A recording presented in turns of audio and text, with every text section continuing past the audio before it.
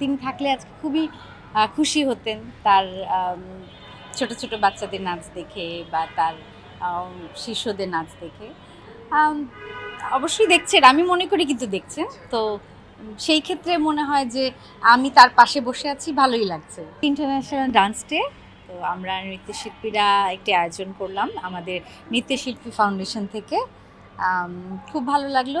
বিভিন্ন আহ, আহ, নাচের যে সংগঠনগুলো তারা এখানে পার্টিসিপেট করেছে।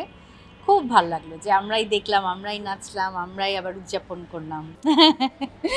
গুরুস্থানীয় কিনা জানি না, এটা একটু বেশি বেশি বলা হচ্ছে। আর ভীষণ ভালো লাগছে এই কারণে যে নিজেরা অডিয়েন্সের বসে বিভিন্ন আহ, বিভিন্ন জেলা থেকে যারা এসছেন তাদের নাচ দেখছি। এবং আমার তো ভীষণ ভালো লাগছে যে এখনও নাচের অনেক সম্ভাবনা আছে। আমরা তো ভেবেছিলাম যে নাচ বাংলাদেশ থেকে শেষই হয়ে যাওয়ার পথে হয়তোবা, কিন্তু মনে হচ্ছে যে এখনও অনেক সম্ভাবনা আছে। কারণ নৃত্যকলা এটি একটি সাংস্কৃতিক অঙ্গ আমাদের। আর dance is the mother of all arts. So অবশ্যই নাচটাকে বাঁচিয়ে রাখতে হবে।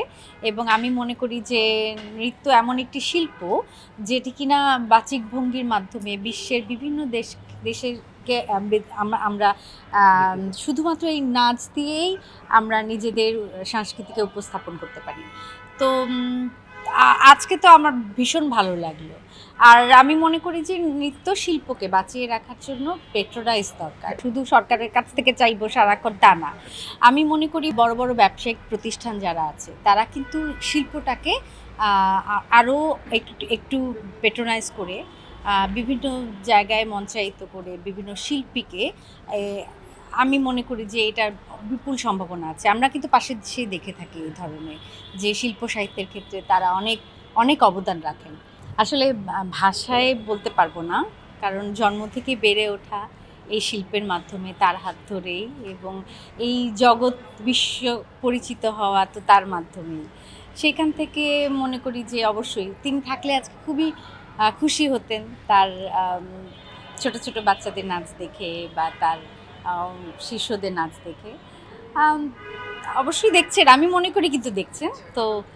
সেই ক্ষেত্রে মনে হয় যে আমি তার পাশে বসে আছি, ভালোই লাগছে। সহজ কোনো কিছুই না, কিন্তু এই কথাটা ভুল যে শর্টকাট পথ খুঁজে বেড়াবে তার ক্ষেত্রেই সহজ। সহজ কোনো কিছুই ছিল না।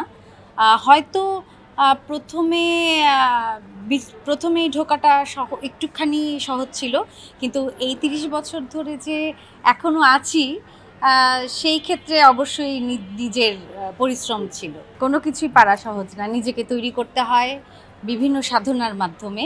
শিল্প তো সাধনারই একটি অংশ। এখনও ঈদের জন্য কিছু করিনি, তবে আশা করি দেখা যাবে।